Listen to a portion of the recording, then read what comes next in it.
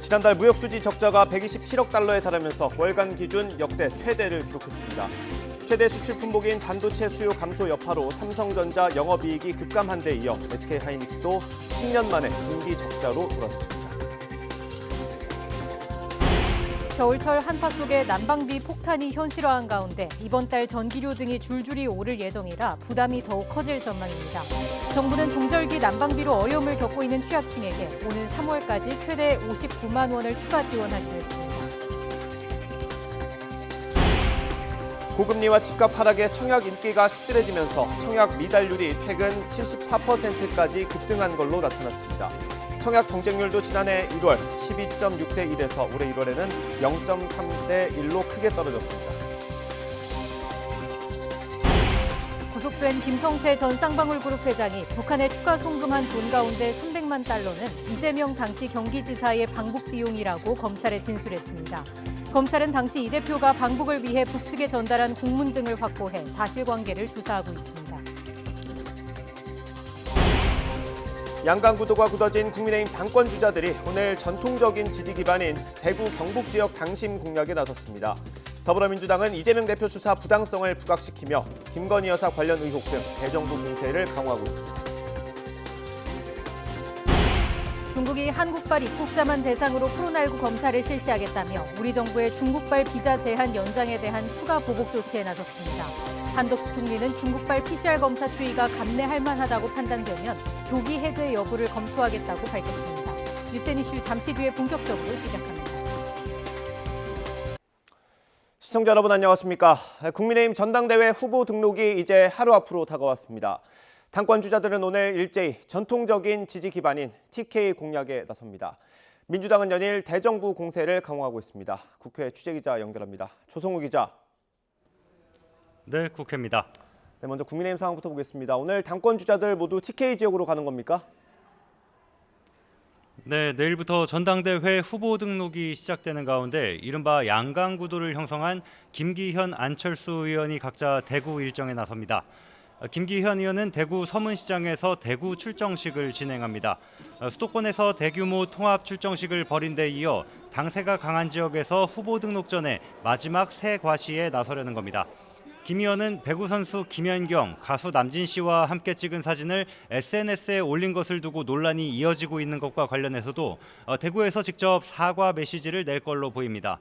논란에 대해 경쟁자인 안철수 의원은 라디오 인터뷰에서 제대로 사실을 밝히는 것이 정치인의 도리라며 이런 논란들이 총선 과정에서 불거지면 정책 이슈가 소용이 없게 되고 후보들이 묻힌다고 김 의원을 비난했습니다. 안 의원도 대구 지역 각계 인사들을 두루 만나는데요.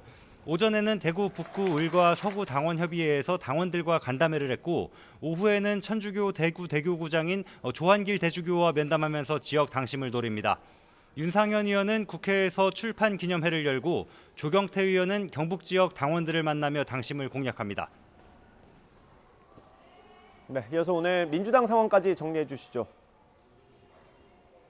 네, 민주당은 정부를 향한 공세를 계속 강화하고 있는데요. 이재명 대표는 대장동 위례 사건 추가 소환 요구에 응하기로 한 뒤 민생을 강조하면서 정부 여당과 각을 세우고 있습니다.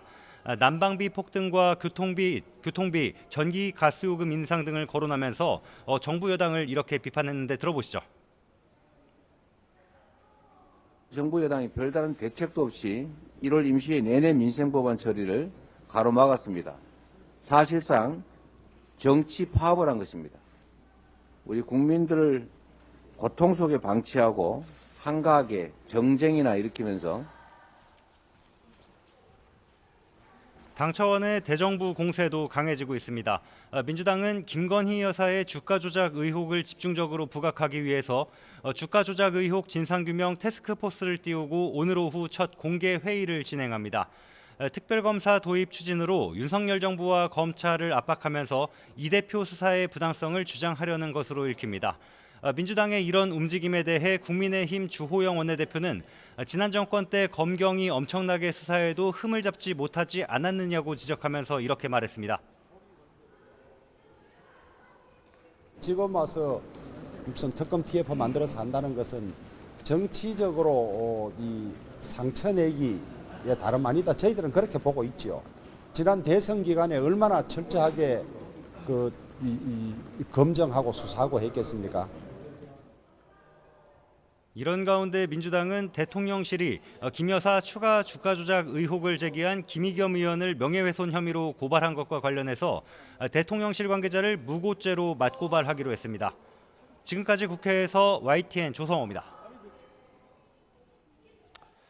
이재명 대표를 모른다고 했던 김성태 전 쌍방울그룹 회장이 검찰 조사 과정에서 말을 바꾸고 있습니다. 이 대표의 방북을 위해 북한에 돈을 건넸다는 진술이 나왔습니다. 이 대표 측근이 김 전 회장 모친상에 조문을 다녀갔다는 증언도 나왔습니다. 안동준 기자의 보도입니다. 김성태 전 쌍방울 회장은 태국에서 체포돼 국내로 송환될 당시 민주당 이재명 대표를 모른다며 관계를 부인했습니다. 이재명 씨는 전화나 뭐 이거 한 게 없는데. 전화는 한번 하신 적 있지 않으세요? 없습니다. 전화 없고요. 전화보다 말도 못하고. 하지만 구속 이후 검찰 조사가 이어지면서 김 전 회장의 태도가 바뀌고 있는 것으로 전해졌습니다. 먼저 대북 송 금액 500만 달러는 쌍방울의 대북 경협 사업을 위한 목적이었다는 기존 입장에서 이 돈이 경기도의 북한 스마트팜 지원 사업을 위한 비용이었다고 시인했습니다. 또 검찰이 기존에 파악한 대북 송금 2건 외에도 300만 달러를 추가로 송금했다고 말했는데 이 돈이 이재명 지사의 방북을 위한 목적이었다는 취지로 검찰에 진술한 것으로 알려졌습니다. 당시 이화영 전 경기도 평화부지사도 공개석상에서 이재명 지사의 방북과 관련된 언급을 하기도 했습니다. 이재명 지사가 육로로 평양을 방문하고 싶다고 그랬더니 이종혁 원장께서 그렇게 되려면 시간이 많이 걸리지 않겠느냐. 다른 경로로 좀 더 일찍 오는 게 좋지 않겠느냐. 특히 김 전 회장은 북한에 처음 돈을 건넨 2019년 1월 중국에서 북측 인사를 만난 자리에서 이 전 부지사가 이 지사와 통화하면서 전화를 자신에게 바꿔줬고 이 대표가 고맙다고 말했다고 진술한 것으로 전해졌습니다. 앞서 이 대표는 술을 마시고 누군가 바꿔줘서 통화했을 수는 있지만 기억은 나지 않는다며 김 전 회장과의 관계를 부인했습니다.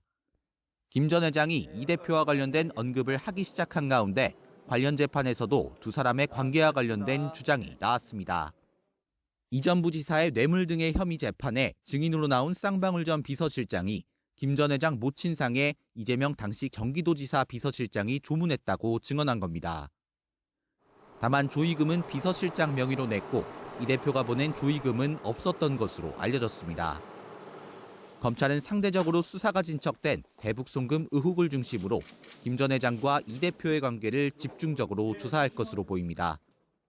YTN 안동준입니다.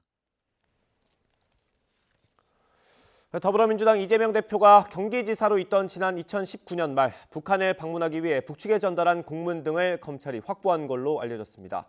수원지방검찰청은 당시 지사였던 이 대표를 포함한 경기도 대표단을 북측에 초대해달라는 내용으로 김영철 조선아시아태평양 평화위원회 위원장에게 전달된 공문과 친서 등을 확보해 사실관계를 조사하고 있는 것으로 알려졌습니다. 경기도가 공문을 북측에 보낸 2019년 11월은 쌍방울 김성태 전 회장이 검찰 조사에서 이 대표 방북 성사를 위한 비용으로 추가로 300만 달러를 북측에 보냈다고 진술한 시점과 일치하는 것으로 알려졌습니다. 통일부는 김성태 전 쌍방울그룹 회장과 이화영 전 경기지사 부지사 등이 지난 2019년 1월 17일 중국 선양에서 북한 측 인사와 만난 것과 관련해 사후 신고는 있었지만 김 전 회장은 참석자 명단에 포함돼 있지 않다고 밝혔습니다. 통일부 당국자는 2019년 1월 23일 북한 주민 접촉과 관련해 통일부에 사후 신고가 있었다면서도 보고된 협의 내용 가운데 언론에 보도된 바와 같은 내용은 없으며 참석자 가운데 김성태 전 회장은 포함돼 있지 않다고 설명했습니다.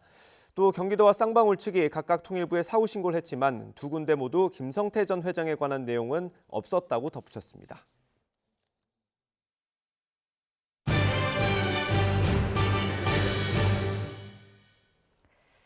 난방비 폭탄으로 민심이 들끓자 정부가 추가 지원책을 내놨습니다.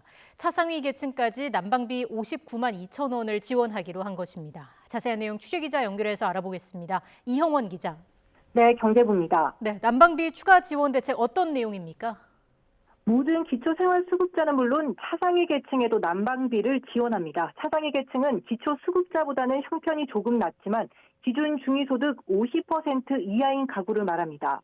이들 부담을 고려해 난방비 59만 2천 원을 지원한다는 겁니다. 방식은 지난해 12월부터 다음 달까지 넉 달 동안 가스요금 할인을 통해 이루어집니다. 에너지 바우처를 받지 못하는 차상위 계층에는 기존 가스요금 할인으로 지원해온 14만 4천 원에 44만 8천 원이 추가되는 식입니다. 기초생활수급자 가운데 에너지 바우처를 받지 못하는 경우도 마찬가지로 기존 할인에 추가 지원까지 더해 모두 59만 2천 원에 달하는 할인을 받게 됩니다.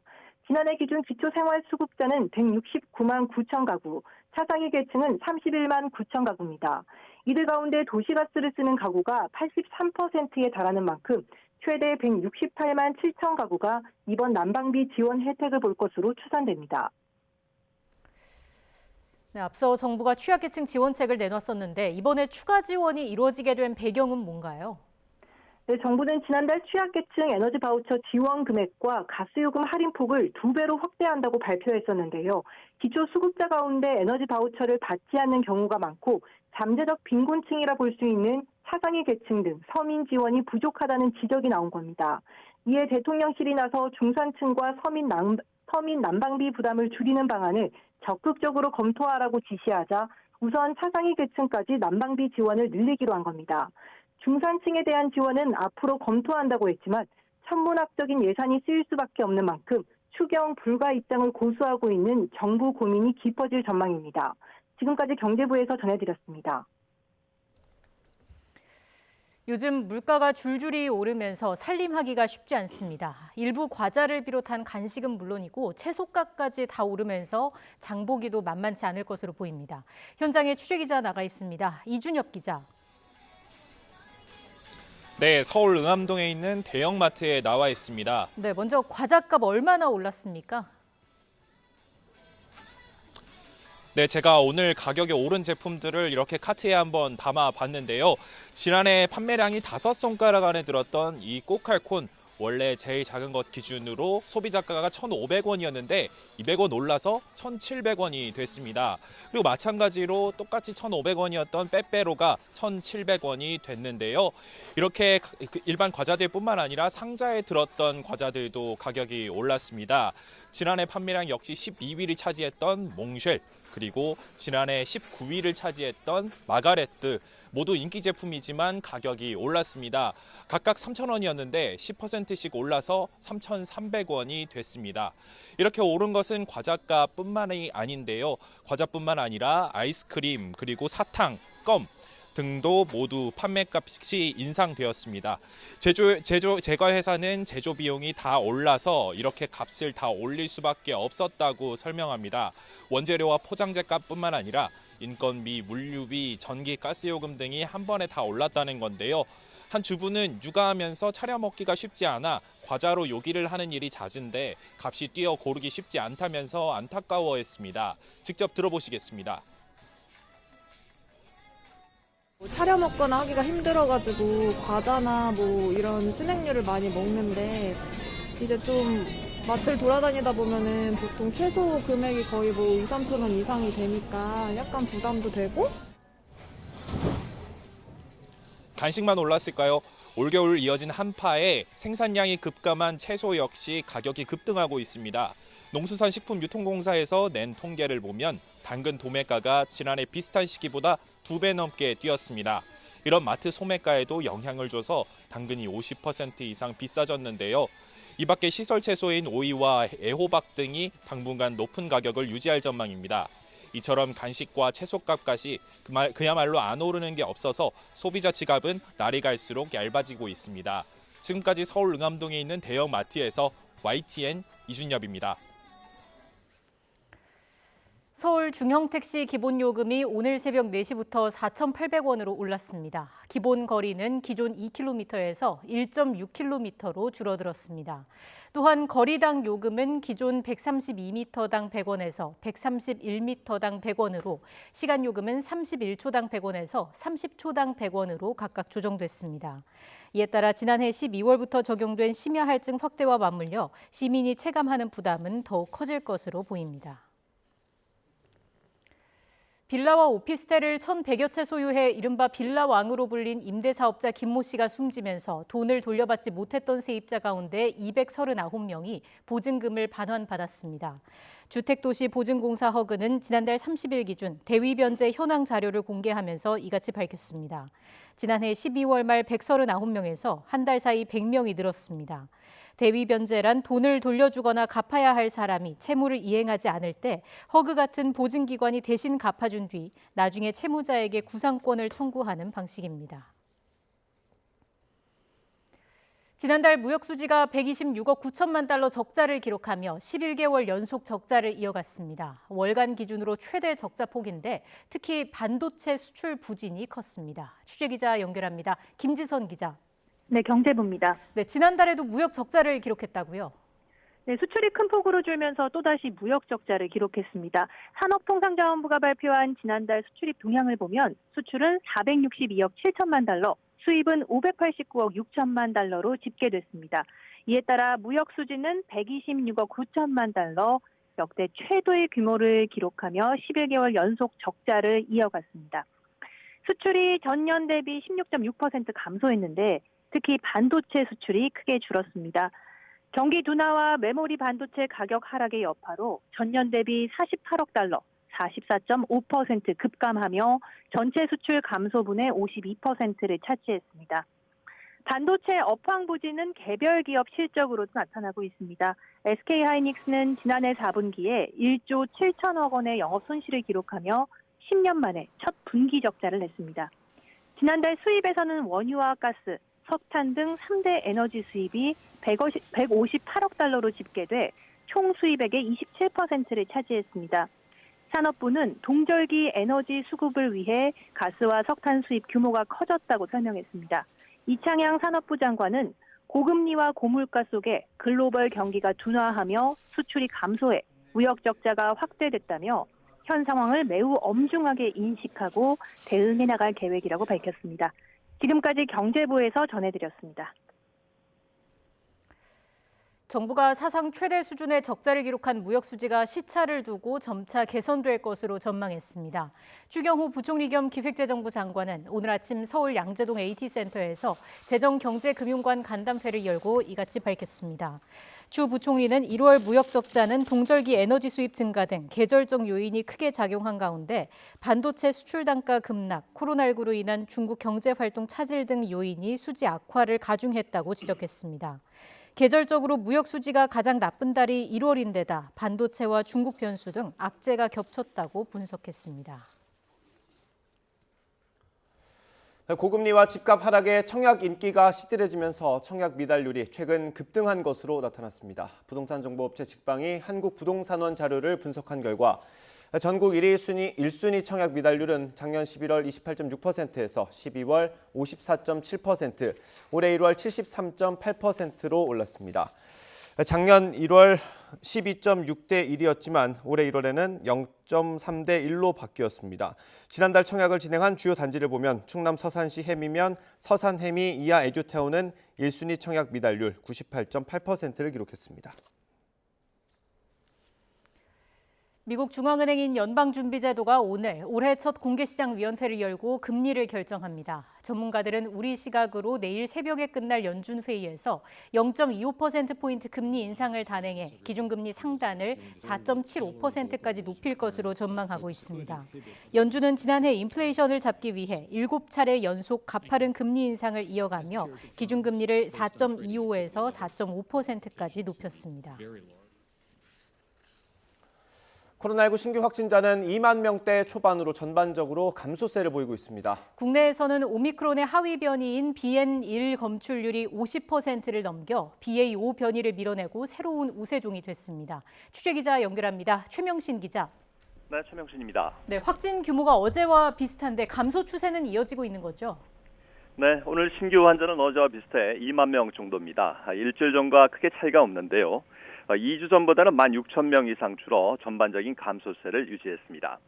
위중증 환자는 359명으로 지난해 11월 11일 이후 82일 만에 가장 적었습니다. 사망자는 42명 나왔습니다. 이런 가운데 국내 코로나19 바이러스 우세종이 바뀌었습니다. 방역당국은 주간 변이 바이러스 검출률을 집계한 결과 오미크론 하위 변이인 BN1이 50.4%로 기존의 우세종이었던 BA5를 밀어내고 새로운 우세종이 됐다고 밝혔습니다. 기존 우세종이었던 BA5 검출률은 18.3%로 나타났습니다. 이로써 BN1은 델타, BA1, BA2, BA5 변이에 이어 국내 5번째 우세종이 됐습니다. BN1은 켄타우로스 변이로 불렸던 BA2.75의 파생 변이로 속도는 조금 빠르지만 중증도는 높지 않습니다. 주간 위험들은 전국과 수도권, 비수도권 모두 낮음으로 평가됐습니다. 감염 재생산 지수는 0.75로 유행 확산 기준인 1 미만을 4주째 유지했습니다. 당국은 신규 환자와 위중증 사망 피해가 감소 추세를 기록하는 등 전반적인 지표가 개선되고 있다고 평가했습니다. 하지만 세계보건기구 WHO가 그제 국제 공중보건 비상사태 유지를 결정한 것처럼 코로나 위험이 아직 사라진 것은 아니라고 밝혔습니다. 1월 둘째 주 치명률이 0.08%로 아직 높고 확진자 가운데 재감염 추정 사례 비율이 22.8%로 10월 셋째 주 이후 지속적으로 상승하고 있다고 설명했습니다. 일상 회복에 대한 기대감이 커지면서 해외여행 계획하시는 분들도 많으실 것 같은데요. 중국 쪽으로 준비하시는 분들은 다소 번거로움을 각오하셔야 될 것 같습니다. 중국이 오늘부터 한국발 입국자들에 대해 코로나 PCR 검사를 실시합니다. 양성 판정 시 격리 조치도 취해집니다. 중국은 방역 조치 완화 이후에 지난달 8일부터 해외 입국자에 대한 PCR 검사와 격리를 폐지했는데요. 한국발 입국자에 한해서만 PCR 검사와 격리를 부활시켰습니다. 우리 정부가 중국인에 대한 단기 비자 발급 제한을 이달 말까지 한 달 연장하고 중국발 입국자에 대한 PCR 검사를 실시하는 데 대한 보복 조치로 풀이됩니다. 한덕수 총리는 중국인들에 대한 비자 제한을 완전히 해제하기엔 신중해야 하지 않나 생각한다면서도 중국인 PCR 검사 결과 등을 파악해 감내할 만하다고 판단되면 이달 말 전이라도 해제 여부를 검토하겠다고 밝혔습니다. 지금까지 사이부에서 YTN 최명순입니다.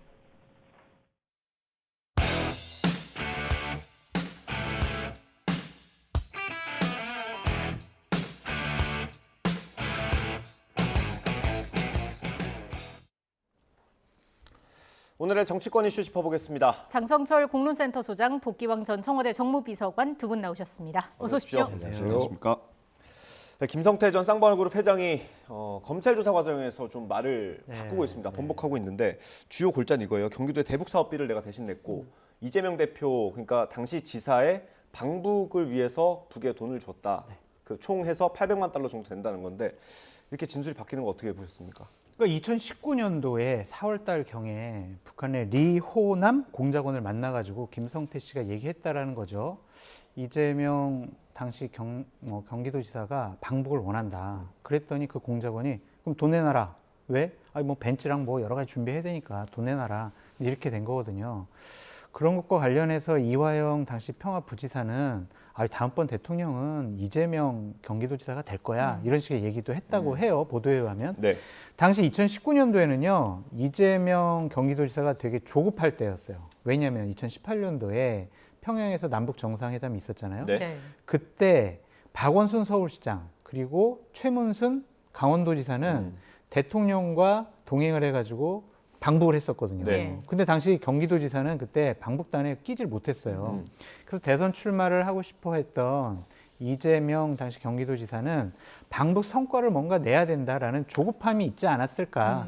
그래서 이화영 평화부지사를 통해서 이러한 일들이 좀 벌어지지 않았을까라는 것이 지금 언론 보도의 핵심으로 보여집니다. 예, 그 진술이 바뀐 거에 대해서는 어떻게 보세요? 기본적으로 이제 검찰이 제대로 여러 가지 정황적인 증거를 다 수집을 해서 내가 거짓말해서도 이거는 소용이 없겠구나라고 생각을 한 것 같아요. 그러니까 저도 검찰 조사를 많이 받아봤는데 네. 검찰들이 이렇게 처음 조사를 하다가 중간쯤에 다 무슨 증거 같은 걸 내세우면서 여태까지 얘기한 거랑 좀 다르지 않냐. 네. 이런 전화 녹취록도 나오고 뭐 계좌도 나오고 뭐 이러지 않느냐. 그러니까 거짓말해봤자 소용이 없다. 내가 혐의를 부인해봤자 무의미하다. 차라리 수사 협조하는 게 나의 양형에 도움이 되겠다. 예. 이런 복합적인 생각이 좀 같이 있는 것 같습니다. 네, 일단 김성태 전 회장의 진술이 언론 보도로 알려진 거라는 점 다시 한번 말씀드리고요. 반박이 있을 것 같습니다. 우선은 이런 진술이 세세하게 다 언론에 나오는 것 자체가 그동안에 보지 못했던 검찰의 일종의 언론 플레이, 정치 플레이라고 저는 생각이 되고요. 네. 이것이 처음 나온 이야기가 아닙니다. 네. 800만 불 대북 송금에 대해서는 작년 9월 27일 날 네. TV조선에서 쌍방울이 800만 불 대북 송금을 했다. 북한 단천지구의 히토류 사업 그 채굴권을 따내기 위해서 MOU까지 맺었고 그로 인해서 많은 주가 이익 상승의 이익을 봤다라는 기사가 나왔어요. 예. 그것이 검찰발 기사였습니다. 그런데 지금 쌍방울과 이재명 대표와의 관계는 변호사합의 대납을 했느냐 안 했느냐의 문제였었잖아요. 네. 원래는요. 그런데 기소를 할 때 김성태 회장 기소를 할 때도 대북 저 변호사합의 대납에 완전 빠졌어요. 못 찾은 거죠 정황을. 그러다 보니 800만 불 대북 송금한 것을 이재명 지사 대표와 연관시키고 있는 것 아닌가라고 저희들은 생각할 수밖에 없는 대목입니다. 네. 그렇기 때문에 소설이다라고 주장을 하는 것이고 그때 당시에는 상황 말씀하셨지만 2018년 지방선거가 사실상 역대 최초의 북미 정상회담과 함께 치러진 선거였었고 직후였죠. 예, 그러면서 동시에 각 지자체에서는 우리는 평양에 어느 도와 자매결연을 맺겠습니다. 어떤 협력하겠습니다. 어떤 지원하겠습니다. 경제 협력하겠습니다라고 공약을 했던 그런 시기였었고 네. 그런 시기에 과거에 이제 국회에서 그 외교위원회 활동을 했던 평화부지사 예. 이화영 부지사로 영입을 하면서 그 사람에게 사실상 전결권을 가지고 대북 사업을 맡겼던 겁니다. 그럴 수밖에 없었던 것이 이재명 지사는 당선 직후에 또 여러 가지 당시 한 3가지 혐의의 재판을 받았잖아요. 그리고 2번째 재판까지도 이미 뭐 선거권 박탈, 지사직 박탈의 그 선고를 받았기 때문에 다음 대선 출마 여부에 대해서 고민할 여지가 없는 거예요. 그래서 대북 사업과 관련해서는 이화영 평화부지사가 전결권을 갖고 행사를 했고 당시에 그 문건도 보면 북에서 그 위원회에서의 문건에 대한 그 대답도 이화영 그 평화부지사의 전결로 돼 있습니다. 그래서 사실상 쌍방울의 주가 조작의 이익을 취하기 위한 이런 기업의 이익과 북한 관계자들의 어떤 그 이익 이런 것들 속에서 이화영 평화부지사가 관계를 한 것 아닌가라는 의혹은 살 수 있는데 이것을 경기도에서 일어난 일이면 다 경기도지사 책임, 성남에서 일어난 일이면 모두가 다 성남 그 시장 책임 이렇게 다시 또 검찰이 변호사비 대납 부분에서 혐의를 찾지 못하니까 화살을 옮기고 있는 것이다. 그러니까 새로운 신작 소설이다. 이렇게 주장을 하고 있는 겁니다. 그러니까 돈이 같다고 하더라도 그 돈이 같다고 하더라도 그 목적이 달랐을 거다라고 주장하시는 거예요. 그렇습니다. 예를 들어서 추가적으로 300만 불 송금했다. 이거는 이재명 그 경기도지사의 방북을 위한 것이었다라고 하지만 방북을 시키면 만약 그거를 성사를 시킨다라고 하면 북한 쪽에 쌍방울이 그냥 그 기업이 아니라 이렇게 남쪽과 정치적 관계가 있는 이런 기업이기 때문에 그 히토리오 개발 사업권을 줘도 아무 문제가 없습니다. 그러면서 동시에 쌍방울은 사업 전망이 불투명함에도 불구하고 우리 북한에 이렇게 돈을 투자합니다. 라는 어떤 그 쌍방울의 경제적 이익이 있지 않습니까? 그러면서 한 100억 투자를 해서 최소 주가 이익으로 보는 것이 1,500억에서 최대는 3,000억 정도의 이익을 봤다라고 이야기를 하고 있는 거거든요. 그러니까 쌍방울은 설령 그 이재명 방북을 성사시키지 못했다 하더라도 이미 경제적 이익은 굉장히 많은 거예요. 그러니까 이런 이익을 취하기 위한 과정으로서 그럴듯하게 이재명 방북도 시켜주면 이 사업 자체가 탄력도 받을 테니 이것이 예를 들어서 다시 또 남북 관계가 좋아져서 실제 이 발굴 사업을 쌍방울이 독점권을 갖게 된다라고 하면 또 어마어마한 혜택이 있는 것 아니겠습니까? 그래서 쌍방울 입장에서는 장사하는 데니까 손해볼 것이 전혀 없는 일이었다라는 것이죠. 어떻게 생각하세요? 그렇더라도 불법 송금은 하면 안 되잖아요. 아 그렇죠. 하면 안 되죠. 그리고 근데 그것이 기업이 한 일이죠. 그러니까 그거를 왜 이화영 평화부지사가 쌍방울이라는 그런 기업에다가 돈 좀 보내 이렇게 얘기하는 건 맞지 않잖아요. 그리고 그런 것은 남북교류협력법 위반 아닌가요? 경기도에서 차라리 공식적인 뭐 예산 있잖아요. 그런 거를 통해서 북한과 직접 접촉하면 되지 왜 쌍방울이라는 그런 회사를 왜 끼고 하냐고요. 그러니까 쌍방울이 그냥 자기들이 알아서 하는 거는 괜찮겠지만 이것을 왜 이화영 부지사가 쌍방울을 끼고 쌍방울 니들 돈 좀 보내라, 아니면은 돈 보냈으니까 고맙다, 이재명 당시 경기도지사 통화도 시켜주고, 이러한 스토리가 잘못됐다는 거죠. 불법. 그러니까 이런 것들과 관련해서는 자칫 잘못하면 남북교류협력법 위반이 될 수가 있고 국기문란 사건도 될 수가 있다. 대북 교류협력하는 건 좋아요. 뭐 투자를 위해서 기업들이 뭐 사람들을 사귀기 위해서 여러 가지 활동 만나고 이런 거 좋다고요. 네. 불법은 안 돼요. 왜냐하면 김대중 정권 시절에 대북 불법 송금 때문에 노무현 정권 시절에 또 많은 분들이 조사받고 감옥까지 갔다 온 분들이 있잖아요. 그러니까 공식적인 창구를 통해서 해야지, 이런 식의 비공식적인 창구를 통해서 하면 법 위반이 될 수 있어요. 이거는 공직자가 해서는 안 될 일이다라고 말씀드려요. 그러니까 전적으로 동의를 하면서 이거를 두 가지로 나눠봐야 됩니다. 그 당시에 경기도 평화부지사인 이화영 당시 부지사가 성과를 내기 위한 노력을 했었고, 그 안에 쌍방울과의 개인적 관계가 실제 얼마나 있었는지는 지금 구속되어 있고 수사 중이기 때문에 나올 것이라고 봐요.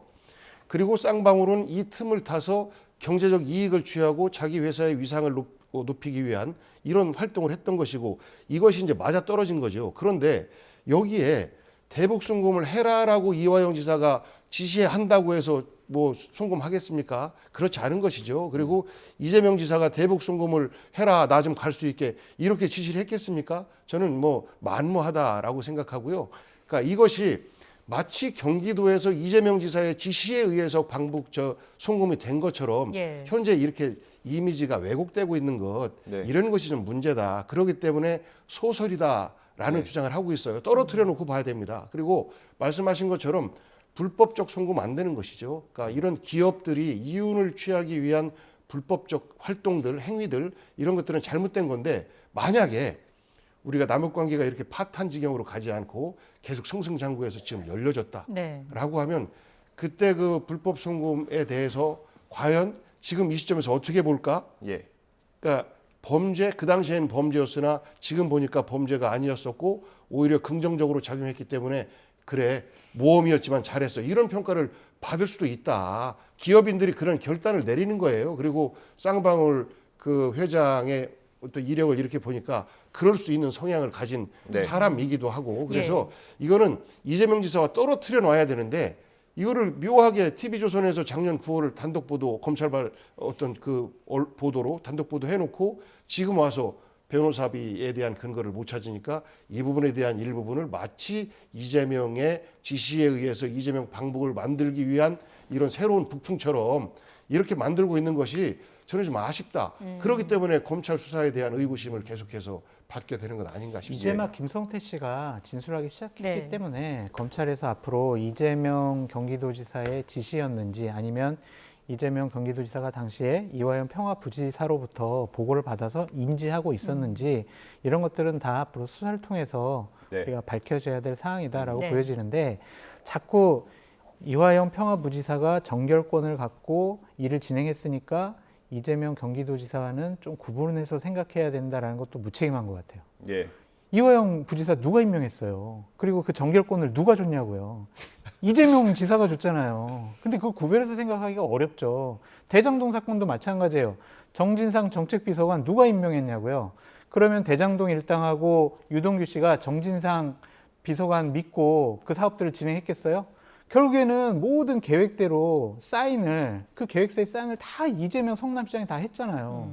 그러니까 이거를 자꾸 이재명 성남시장, 경기도지사 좀 분리해서 생각해라, 이것도 좀 무리가 있는 해석 아니냐라는 생각이 들어요.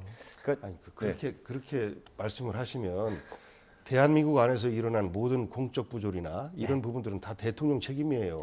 그렇게 보면 대통령이 사인했으면 대통령 책임이죠. 그러니까 전결이라고 하는 것은 사인이 안 돼 있는 것이고, 대장동과 위례 관련해서 이재명에게 책임을 묻는 것은 이재명의 결재가 있었다라는 거 아니겠습니까? 전결이라고 하는 것은 권한을 완전히 나눠주는 거잖아요. 전적으로 책임을 지고 결재를 하고 일을 진행한다라는 거예요. 그런데 전결도 결국 인사권자이기 때문에 책임이 있다라는 것으로 연결을 시키니까 그렇게까지 좀 확대시키지 말자라는 말씀입니다. 알겠습니다. 지금 300만 달러를 보냈다라는 게 확실한 건 아니지만 그거에 좀 뒷받침하는 근거가 공문 아니겠습니까?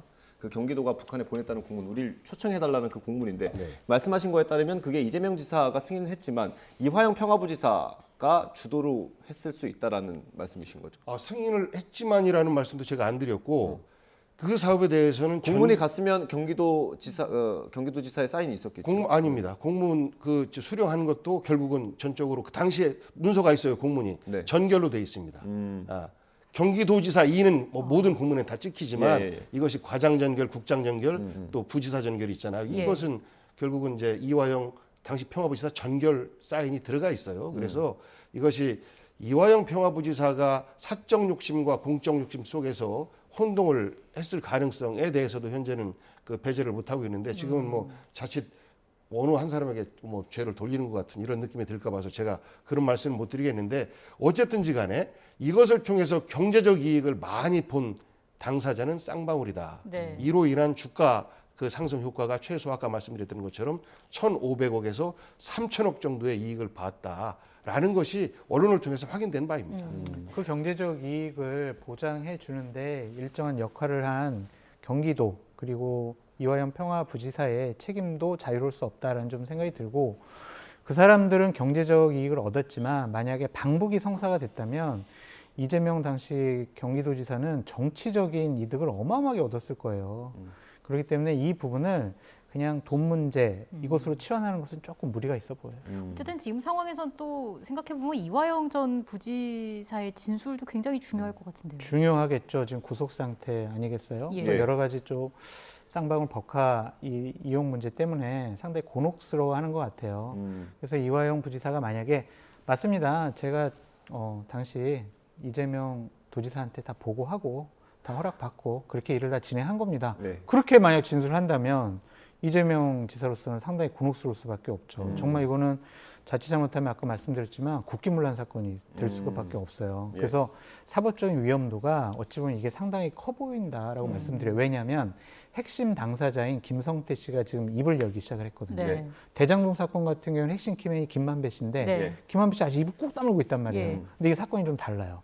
그래서 이 부분 아마 신중하게 접근하셔야 될 것 같아요. 예, 뭐 이게 근본적인 의문이긴 한데 이전에 남욱 변호사도 그랬고 그 전에 유동규 본부장도 그랬고요. 검찰 조사 과정에서 이렇게 말이 바뀌는 거. 그러니까 김성태 전 회장도 우리나라 들어올 때는 이재명 대표 뭐 알지도 못한다 이렇게 했는데 검찰 조사 과정에서 이렇게 진술이 바뀌는 건 조금 의구심이 들긴 합니다. 김성태 회장이 말이 바뀐 게 시작이 이재명 대표가 누군가 전화를 바꿔줘서 통화했다라고는 하는데 나는 잘 기억이 안 난다라는 거잖아요. 그러니까 이제 집중적으로 언제 통화했어라고 뭐 그럴듯하게 사진에 나와 있는 날짜나 경기도 어떤 그 홍보나 혹은 그 본인 어떤 사진이나 이화영 지사의 관련 사진이나 찾아보다 보면 날짜들이 특정될 거 아니겠습니까? 이럴 때 옆에서 이화영 부지사가 전화해서 바꿔준 거 아니야? 뭐 이런 이야기들을 계속해서 대면서 기억을 떠올리게 하겠죠. 그러다 보니 그때쯤에 한 것 같습니다. 라는 어떤 그 진술을 했을 수도 있겠다라고 추정을 해요. 네. 그러니까 이재명 지사가 이 대목에서 굳이 숨길 이유가 없다. 그리고 자기가 먼저 나서서 정치인들에게 저녁 시간에 전화 오는 경우 굉장히 많고 그리고 당시 이화영 부지사라 하더라도 지사와의 관계가 이렇게 이 밤중에도 쉽게 통화가 될 만큼 내가 신뢰를 갖고 있는 관계입니다. 라는 것들을 당시에 이제 뭐 한국 기업인 간담회하는 장소에서 그렇게 했다고 해요. 네. 그러면 그 자리에서는 비밀 얘기라기보다는 일종의 과시 아니겠습니까? 네. 뭐 그런 검찰 발언은 현재 그런데 정확하게 그 내용인지도 잘 모르겠고 결국은 우리가 검찰에서 흘려주는 작은 소스 하나 가지고 여러 가지 추정과 소설들을 쓰고 있는 것인데요. 저는 시간이 지나면 자연스럽게 이 부분도 밝혀지지 않을까 싶어요. 변호사비 대납에 대한 흔적을 찾지 못하는 것처럼 이 부분도 결국은 이재명 지사와는 무관하게 쌍방울의 경제적 이익을 위해서 한 것이고 여기에 부안해동한 정치인들이 있다라고 하면 그 부분에 대해서는 잘못된 것이죠. 벌 받아야죠. 그러니까 소설이라고 하기에는 뭐 시간, 장소, 뭐 만난 사람들, 뭐 액수 이런 것들이 너무 정확하기 때문에 검찰이 소설이다라고 말씀하시는 건 좀 무리가 있어 보이고요. 이재명 당대표의 태도는 좀 문제가 있어요. 본인에게 불리할 것 같으면 무조건 모른다고 그래요. 김성태 씨랑 4, 5년 전에 이화영 부지사가 갑자기 밤에 술 먹다가 전화 바꿔줘서 통화한 기억 없을 수 있죠. 네. 솔직히 우리가 4, 5년 전에 통화한 거 어떻게 기억을 해요? 네네. 못해요. 근데 하지만 김성태 씨를 모른다? 그것은 의심할 수밖에 없어요. 이화영 평화부지사는 이런 일들을 많이 진행을 했고 또한 여러 가지 문제점이 있다라고 해서 언론에 많이 났던 분 아니에요. 네. 근데 나는 몰라요. 전화 통화한 적 없어요. 이렇게 얘기하는 것은 불리한 거는 무조건 모른다고 한다라는 그 원칙에 너무 충실한 것 같아요. 예. 네. 신문 보고 아는 거하고 누구한테 들어서 아는 거하고 개인적인 친분이 있어서 아는 거하고는 다른 거잖아요. 아니, 이재명 근데- 대표가 얘기하는 것은 개인적으로 김성태 회장과 모르는 사이다라는 이야기였지, 김성태라는 사람이 어떤 사람인지 대해서 언론을 통해서 본 적도 없다라는 말은 아닌데 왜 그거를 같이 연결시키십니까? 그러니까 자기를 위해서 대략 한 800만 불을 북한에 이제 송금한 사람을 과연 몰랐을까? 물론 이화영 부지사가 진술을 해야 되겠지만 아직까지는 뭐 명확한 증거는 네. 없습니다. 근데 그건 좀 이상해요. 그것도 좀. 네. 그게 있는 것 같습니다. 이재명 대표는 뭐 아예 모른다, 뭐 내북 사입인 것밖에 없다고 했는데 사실 이재명 대표도 지사 시절에 대북 사업에 관심이 많았을 거고요. 쌍방울도 뭐 공개적으로 그런 얘기를 하지 않았습니까? 그리고 이화영 평화부지사와 그런 관계도 있는데 진짜 이재명 대표가 몰랐을까? 지금 언론 보도 나오는 것만 봐도 통화는 한 번 혹은 두 번 했을 거고 뭐 측근들이 모친상 조문도 왔다 갔다고 하는데 정말 몰랐을까? 이런 의심이 들 수밖에 없죠. 그러니까 경기도에 있는 기업들 가운데에서 혹은 뭐 성남시에 있는 기업들 가운데에서 그 기업이 굉장히 좀 규모도 있고 그 회장이나 오너도 알려져 있고 그것과 이재명 개인이 아는 것과는 다른 것이죠. 그래서 어떤 경우에는 이것은 정말 공식적으로 중요한 우리 경기도 내 위상이 있는 기업이기 때문에 직접 조문을 가야 된다라고 하면 직접 가기도 하고 그렇지 않고 어느 국장이 여기 기업은 굉장히 좀 우리에게 호의적이니까 예. 조문을 갔으면 좋겠습니다라고 하는데 굳이 내가 갈 필요 있나? 그러면 비서실장이 나를 대신해서 가. 뭐 이럴 수도 있고. 그리고 뭐 조화를 보내거나 하는 것들 모두가 다 지사의 어떤 그 결재를 받거나 그렇게 하지 않아요. 그래서 그건 일상적인 정치 행위일 수 있겠다. 그러니까 김성태라는 사람이 그 아태 그 재단, 예. 아태위원회, 그리고 대북 평화 사업과 관련돼서 열심히 하고 있다라는 이야기는 들었을 수 있겠죠. 그런데 그것과 내가 김성태를 사전에 잘 알고 그 기업의 이익과 나의 정치적 이익을 위해서 이화영 당신이 가운데 서서 잘 좀 해줘. 나하고 김성태는 모르는 거로 할게. 지금 현재는 검찰이 그렇게 몰고 가는 거잖아요. 네. 천양지차로 차이가 있는 것인데 이것을 마치 배우에 이재명이 있는 것처럼 이렇게 몰고 가고 있는 것이 저는 좀 비상식적인 수사 과정이고 비상식적인 언론 플레이인 것처럼 보인다라고 말씀드리는 거예요. 어쨌든 뭐 진술 등을 토대로 검찰은 양측의 연관성, 뭐 진술 사실 여부 등을 또 면밀하게 파악을 하고 있을 것 같고요. 민주당이 이번 주말에 장외 투쟁을 앞두고 있는데 이 움직임은 어떻게 보십니까? 저는 별로 좋은 것 같지 않아요. 왜냐하면은 민주당이 힘이 가장 센 곳이 국회예요.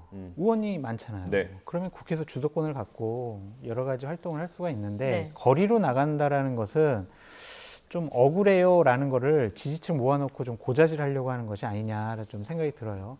어제 민주당 의원들께 좀 얘기를 들어봤더니 의총 때 사무총장이 와가지고 우리 토요일 날 장애 집회 하기로 했습니다. 그러니까 다 나오십시오. 이렇게 그냥 통보 형식으로 했다라는 거예요. 우리가 최고위원 회의 때 그냥 당대표랑 최고위원들이 합의를 봤으니까 그냥 무조건 나오세요. 토론이 없었다라는 거예요. 강요하는 거죠. 네. 이재명 당대표의 개인적인 비리 의혹과 혐의를 보호하고 옹호하기 위해서 당원들, 의원들, 당협위원장들 다 이렇게 동원하는 모습이 과연 맞습니까? 저는 옳지 않은 것 같아요. 일단 당장 도당위원장이시잖아요. 네. 몇 명씩 이제 데려오라고 공을 내려왔다고 하는데 어떻습니까? 참석해야죠. 중앙당에서 결정을 한 거면 당에 소속된 분들은 참석을 해서 일종의 보고 대회입니다. 그러니까 민생경제 파탄과 검찰 독재에 대한 보고 대회이기 때문에 이것이 서울에서 시작해서 각 17개 그 시도로 쭉 순회하는 일정이 짜져 있다라고 하면 장외 투쟁이다라고 이야기할 수 있겠지만 이번에는 이제 단발성인데 현재 지도부에서 자신감이 좀 붙은 것 아닌가 싶습니다. 현재 검찰에서 이재명 대표에 대한 기소를 하고 싶은데 분명한 증거나 이런 것들도 내놓지 못하고 그리고 변호사비 대납과 관련해서 공소장에서도 빠졌고 그러면 그 위례 대장동 뭐 두 가지 정도 남은 것인데 이런 것들도 기소는 무조건 할 것이다. 하지만 현재 국민 여론 그리고 당내 여론으로 볼 때 점점 더 이 부분에 대해서는 정치적 보복 측면이 강하다라는 어떤 그 인식이 우리 그 지지자들 내에서 깔려져 있고 두터워지고 있고 거기에 민생 문제에 대한 해결을 하지 못하는 현 정권에 대해서 우리 국민들이 인식을 확산시키고 문제를 지적하는 네. 보고대회 형태의 단발성이면 저는 이 시기에 적절한 것 아닌가라는 생각을 좀 해요. 그래서 자신감이 붙은 결정인데 이것이 민생이 어려운데 지속된다라고 하는 것에 대해서는 뭐 저도 마찬가지고 네. 당내에 있는 많은 의원들도 좀 우려를 하고 있지 않나 싶습니다. 예, 주말 이후에 국민 여론이 또 어떻게 흘러갈지도 봐야 될 것 같고요. 주제를 좀 바꿔보겠습니다. 국민의힘 전당대회 유승민 전 의원이 이제 불출마 선언을 하면서 거의 변수는 좀 없어진 게 아닌가, 거의 다 없어진 게 아닌가라는 생각도 드는데 어떻습니까? 진짜 없어졌습니까? 양자 대결인 거죠. 김기현 의원과 이제 안철수 의원의 양자 대결 형식으로 이제 진행될 것 같은데 예. 각종 여론조사를 보면 두 분이 어떤 건 뭐 앞섰다가 뒤섰다가 뭐 격차가 많이 난 것도 예. 있고 지금 알 수가 없어요. 그리고 시청자 여러분들께서 이제 알으셔야 될 거는 지금 여론조사는 당원들을 상대로 한 여론조사가 아니고 그렇죠. 일반 국민 중에서 국민의힘 지지층을 한정해가지고 조사한 예. 것이기 때문에 당원의 민심, 당원의 여론과 좀 다를 수가 있다라고 좀 말씀을 이게 뭐 드려요. 지역별 인구 분포나 연령대별 분포 이런 거 다 다르니까. 달라요. 그러니까 영남 당원이 뭐 40%고 60대 예. 당원이 40% 정도가 되는데 그런 가중치를 주지 않은 저런 여론조사는 약간의 오류가 있을 수 있다라고도 네. 말씀을 드리는데 그냥 여론조사를 놓고 그냥 평범하게 분석을 해보면 두 분이 하여튼 상당히 좀 박빙인 것 같아요. 네. 그래서 김기현 의원 측은 상당히 지금 당혹스러워 해가지고 오늘 아침부터 긴급 회의를 했다고 하더라고요.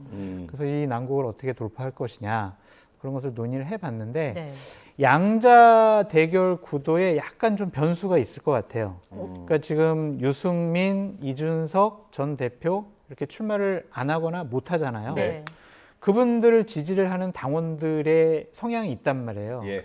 그 성향을 좀 대변을 하고자 그쪽 분들과 같이 정치를 왜 웃으세요? 말의 속도가 굉장히 느려지고 있습니다. 뭔가 나올 것 같아서요. 고민하면서 말씀하시는 것 그러니까 같아요. 그쪽 예. 분들과 같이 정치 활동을 했던 분 중에서 한 분이 아마 3일 날 예. 전격적으로 좀 당대표 출마를 선언을 좀 하겠다. 선언할 가능성이 높아 보여요. 아직 최종 결심은 안 하셨다고 하더라고요. 그래서 네. 그렇게 되면은 3자 대결 구도가 될 수도 있다. 어. 그러면은 국민의힘 전당대회가 조금 더 국민적인 관심을 좀 끌어올 수 있지 않을까 싶어요. 저 두 사람과 삼강은 구도를 형성할 수 있을 정도의 인물입니까? 그거는 이제 3일을 보시면 될 텐데요. 그 일단은 세는 있어요. 그러니까 당이 이렇게 나가서는 안 될 것 같은데. 예. 그리고 나는 유승민 지지하는데, 난 이준석 지지하는데, 나는 김기현 의원 마음에 안 드는데 이런 분들의 마음과 성원을 좀 하나로 모을 수는 있지 않을까. 좀 그런 생각이 듭니다.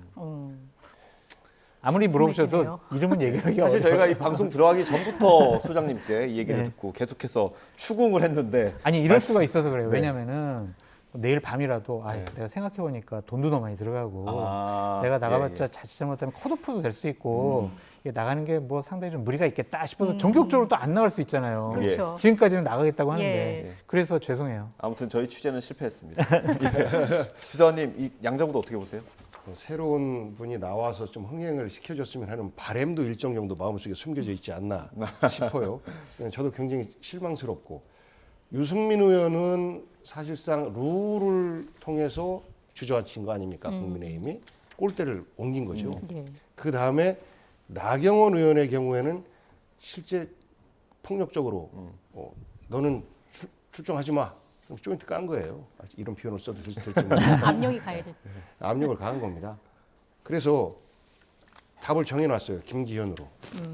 근데 국민들은 그게 사실 보기 안 좋잖아요. 네. 그러다 보니 안철수 의원에 대한 지지가 지금 높은 것으로 보여지고 있는데 이번에 뭐 한국갤럽에서 나온 여론조사 이렇게 보니까 예, 이겁니다.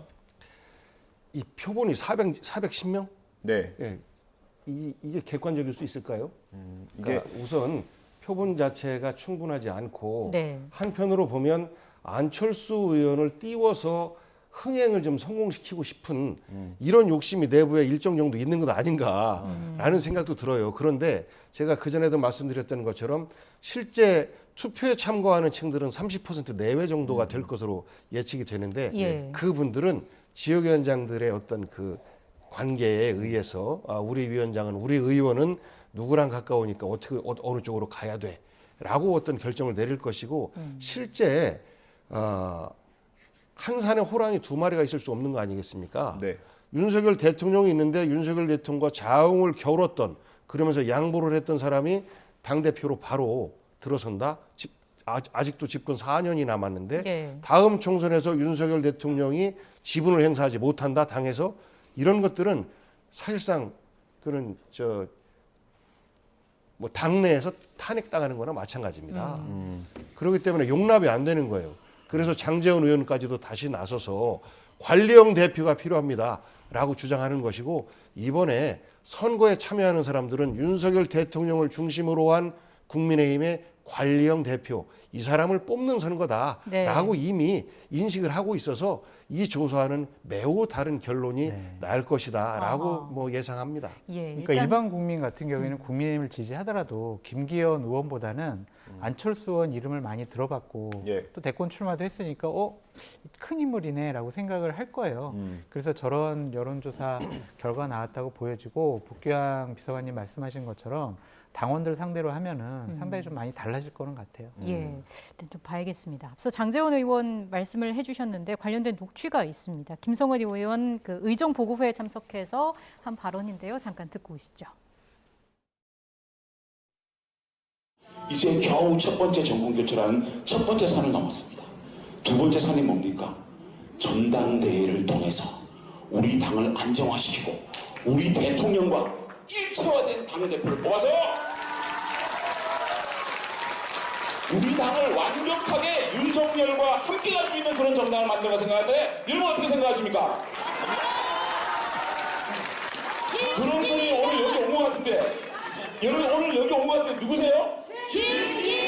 잘하시네. 역시 동두천 연선 우리 주민 여러분 짱이야. 자, 대통령과 일체화된 당대표를 뽑아야 한다. 발언 어떻게 들으셨습니까? 당이 왜 존재해요? 그러면은 대통령실에 그냥 정당 조직으로 하나 대통령실에 있으면 되지 당이 왜 민주적으로 자율적으로 왜 존재하냐고요. 장제원 의원의 저런 말은 제 평가가 아니라 자칫 잘못하면 저 사람 과연 당을 망치려고 하는 사람 아니야? 그런 평가 들을 수 있다라고 생각이 들어요. 몇 번 말씀드렸지만 당은요 민심의 그러한 생각과 판단 그런 것들을 대통령과 대통령실에 전달하는 통로가 되어야 돼요. 대통령의 입과 스피커가 돼서는 안 되고요. 그냥 대통령의 맑은 눈과 귀가 돼서 대통령이 보지 못하는 여러 가지 국민의 마음을 잘 읽어서 그걸 전달해야 된다니까요. 그래야 당이 살아남죠. 그래야 다음번에 선거에서 중도층의 마음을 얻어서 선거에서 이길 수가 있는데 윤석열 대통령 지금 지지율이 40%가 안 되잖아요. 네. 그 완벽하게 그러면 같이 함께 가는 그런 정당 만들면 다음번 내년에 있을 총선 어떻게 할 거냐고요. 40%도 안 되는 지지율 갖고 총선에서 수도권에서 승리할 수 있어요? 저거는 정말 장제원 의원이 본인이 권력에 대한 욕심이 있다. 내가 김기현 의원을 당대표로 만들어서 공천을 좌지우지할 수 있는 그런 중요한 역할을 하고 싶다라는 자기 고백이 아닌가라는 생각이 들어요. 상당히 위험스러운 발언이다라고 말씀드립니다. 이렇게 장제원 의원이 김기현 연호를 이끌어냈는데 언론 보도에 따르면 그 장제원 의원이 안철수 의원 측근에게 전화를 해서 고충을 좀 토로를 했다라는 게 있습니다. 이거는 어떤 통상적인 그냥 통화일까요? 아니면 어떤 좀 다리를 걸쳐놓는 그런 걸까요? 글쎄요. 김영우 의원이나 뭐 장제원 의원 서로 이제 관계가 있기 때문에 진영은 달라도 경쟁적인 관계이어도 서로 어려움은 충분히 토로할 수 있을 것 같긴 해요. 그러니까 이런 것들도 일종의 지금 이 시기에 언론에 띄우는 것은 정치 행위인 것이죠. 선거 행위라 이런 것들이 누구에게 유리할지는 아마 이 내놓은 쪽에게 유리하기 때문에 이런 자료를 뭐 언론화시키는 거 아닌가 싶기도 합니다. 그런데 저는 장 소장의 말씀에 전적으로 동의해요. 그런데 현재 그 윤석열 대통령 측에서는 물러날 수가 없습니다. 윤핵관도 마찬가지고. 네. 이런 정도로 심하게 룰 바꾸고 선수 억지로 못 나오게 만들고 그랬음에도 불구하고 만약에 김기현 대표가 진다라고 하면 아까 말씀드린 것처럼 여당 내 지지층 내에서 대통령 탄핵된 거나 마찬가지예요. 힘이 다 빠지는 것이라 이제 위기감을 가지고 이번 선거에 임하고 있는 것 아닌가 이렇게 좀 보이고 있습니다. 예. 이런 상황에서 논란이 한 가지 생겼습니다. 김기현 의원이 그 배구 선수 김연경 씨 그리고 가수 남진 씨와 함께 찍은 사진을 SNS에 올렸는데 이게 사진 자체보다는 같이 남긴 글이 문제가 된 것 같아요. 그럼요. 이 두 분이 저를 지지하고 있어요. 국민 여러분, 저요 진짜 당대표로 뽑아주세요. 저 이만큼 인기 많아요. 막 이런 것 같아요. 네. 왜 저랬을까요? 조급해서 그래요. 근데 보통 SNS는 보좌진들이 쓰지 않습니까? 본인이 쓰는 경우도 있나요? 보통 보좌진이 쓰죠. 근데 이제 대략 저런 거 정도면 네. 보좌진이 저기 같이 안 있었을 것 같아요. 그냥 사진 찍어준 뭐 수행비서 정도 있었을 것 같은데 그러면은 저 사진을 보내서 만약 김기현 의원이 이렇게 만났는데 이러이러한 내용으로 좀 올려줘 이렇게 얘기를 하겠죠. 저거는 전적으로 김기현 의원의 생각과 판단이 들어가 있는 건데 상당히 무리했고 네. 정말 김연경 선수, 남진 가수에게 큰 신뢰를 범한 것이 아니냐. 예. 역시 무리를 하면 화를 부른다. 예. 그런 생각이 좀 납니다. 예, 그 가수 남진 씨는 저희 취재기자랑 통화를 했는데 굉장히 화를 많이 냈다고 하더라고요. 마지막으로 말씀해 주시고. 왜 민망하게 이렇게 하는지 모르겠어요. 네. 그만큼 김기현 대표가 급하다. 대통령에게 지시를 받았는데 대표 반드시 당선돼야 된다라고 했는데 남진, 김연경 우리 국민들에게 사랑받으니까 도움이 되지 않을까 했는데 창피한 일이죠. 그 양 옆에서 그분들 사진 찍을 때 손 어떻게 됐었습니까? 엄지척 했었어, 엄지척. 네. 실제 그분들을 지지하기 위해서 했다라고 하면 국민의힘 기호인 2번 뭐 이렇게 하거나 이렇게 했겠죠. 그렇게까지 연결이 됩니까? 엄지척 했잖아요. 그러니까 남진 씨 같은 경우는 고향 분들에게 항의를 많이 받았다라고 하는 것이고 김연경 선수도 남진 선생과 생각이 다르지 않다. 입장이 다르지 않다. 이렇게 얘기를 하는데 정치인들 민망한 일 하지 말았으면 좋겠습니다. 김 의원이 좀 사과를 할까요? 사과를 해야죠. 근데 공개적으로는 안 할 것 같아요. 그냥 비공개적으로 좀 사과의 유감의 표명을 하지 않을까 싶은데 정치인들이 연예인들이나 운동선수들을 자신의 목적을 위해서 좀 이용하지 않았으면 좋겠다라고 다시 한번 말씀드립니다.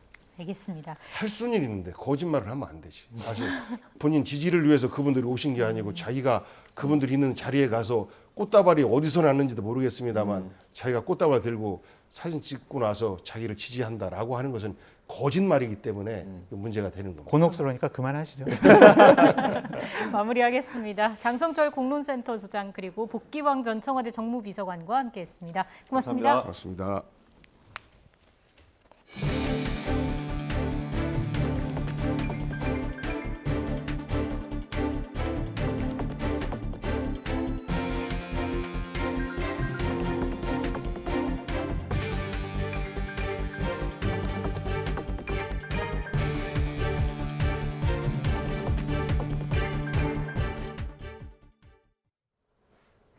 오늘도 추위 걱정은 없겠습니다. 다만 중국발 스모그가 유입되면서 공기가 탁한 곳이 많은데요. 현재 중부와 광주, 대구의 초미세먼지 농도 나쁨 수준 보이고 있습니다. 미세먼지는 남동진하면서 그 밖의 지역에도 영향을 주겠고요. 오후부터는 찬바람이 강해지며 점차 해소될 전망입니다. 오늘 전국이 대체로 맑겠지만 동쪽 지방을 중심으로는 여전히 건조특보가 발효 중입니다. 강원 산간과 경북 북동 산간에는 바람도 강하게 불어 산불 조심하셔야겠습니다. 오늘 낮 기온은 예년 기온을 1에서 5도가량 웃돌며 온화하겠습니다. 서울 4도, 대전 6도, 부산 13도가 예상됩니다. 하지만 오늘 밤부터는 찬 공기가 남하하면서 날이 다소 추워지겠습니다. 따라서 내륙 곳곳에 다시 한파주의보가 내려졌는데요. 오늘 밤 9시에 발효되겠습니다. 내일은 서울 아침 기온이 영하 6도까지 떨어지겠고요. 예년의 겨울 추위가 이어질 전망입니다. 날씨였습니다. 이어서 뉴스앤이슈 2부가 방송됩니다. 저희는 잠시 뒤에 돌아오겠습니다.